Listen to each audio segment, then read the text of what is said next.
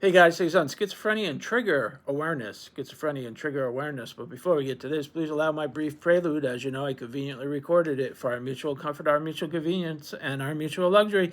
Hey, listen, I'm no spring chicken. I know. I get it all the time. People ask me all the time if I'm a spring chicken. I say nay, nay, nay. And I've been around a few preludes in my many years. I'm telling you, this prelude, it's got something particularly luxurious, like an ever luxurious piece of good news.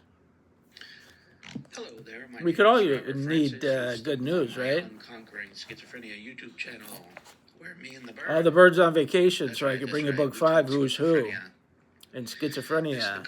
The legends and icons in the field of schizophrenia. Right there, that's Mervyn. Clinical social worker times 15 years. I know. He's got the short pants and the gait that is askew. That's my guy right there, Mervyn. Thank you for joining me on my channel. Now, to topic. Do you know what your triggers are? Because it's very, very helpful. I know what my triggers are, and when I feel them, I know that I just got triggered. And the reason it's good to know your triggers is because it's good to know when you're psychotic, because if you don't know you're psychotic, then you got two problems, that you're psychotic and you don't know it. But if you're psychotic and you do know it, you're golden. You can live with it. You know, when you get triggered and be like, oh man, I'm psychotic now. I got to go about my business in a psychotic state, which I do frequently, and it turns out fine.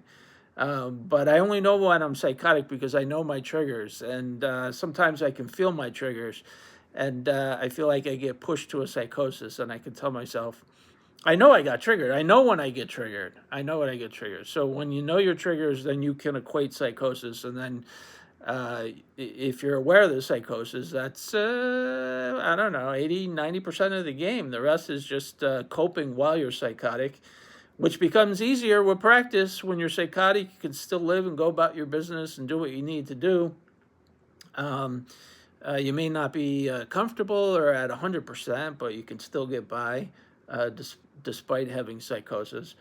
But if you don't know you're psychotic, then you got a big problem. We got a big problem.